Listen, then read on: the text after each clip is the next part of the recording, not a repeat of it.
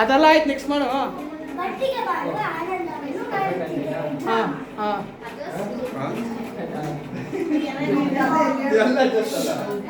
ಎಷ್ಟು ದೊಡ್ಡದಾಗಿ ಇದ್ದೇನೆ ಈ ರೈತನ ಹೊಲದಲ್ಲಿ.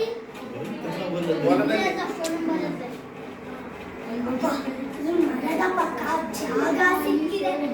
ಏ ಮರವೇ, ನೀನು ಬೆಳ್ಳಗೆ ನನಗೆ ನಿನ್ನ ಮರದಲ್ಲಿ ಗೂಡು ಕಟ್ಟಿರುವ ಸ್ವಭಾವದಿಂದ ಜನ ಈ ನೋಡಿ ಈ ಬೆಳ್ಳನೆಯ ಕಲ್ಲು ದೇವರಂತೆ ಇದೆ. ಜನ ಹೌದಕ್ಕ ಇದು ಯಾವ ಮರವಲ್ಲ, ಬೇವಿನ ಮರ.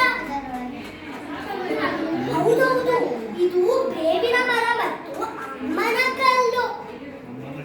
ಇನ್ನು ಮುಂದೆ ನಾವು ಅಮ್ಮನ ಕಲ್ಲು ಅನ್ನೋಣ. ಇನ್ನು ಮುಂದೆ ಇದನ್ನು ಅಮ್ಮನ ಮರ ಅನ್ನೋಣ.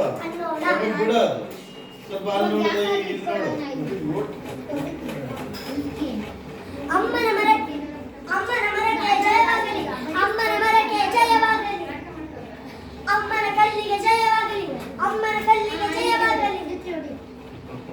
ಇನ್ನು ಮುಂದೆ ಇದನ್ನು ಅಮ್ಮನ ಮರ ಮತ್ತು ಅಮ್ಮನ ಕಲ್ಲು ಅನ್ನೋಣ. Part 2 will start now in 2 minutes.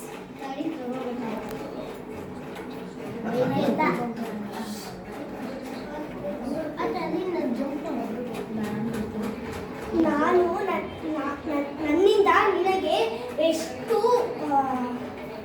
ಭಾಷಣಗಳು ಸಿಗುತ್ತಿದೆ.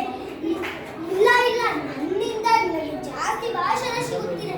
ಇಲ್ಲ ಕಲ್ಲು ಉರುಳಿಕೊಂಡು ಉರುಳಿ ಹೋಗುತ್ತದೆ. ರೈತ ಏ ಮಗನೇ,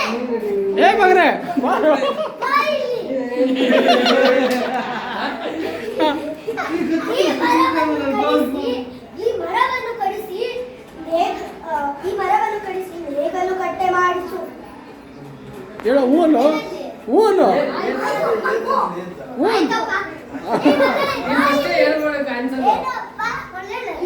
ಈ ಕಲ್ಲನ್ನು ಕಡಿಸಿ, ಈ ಕಲ್ಲು ಕಡಿಯುವವರನ್ನು ಕಡಿಸಿ,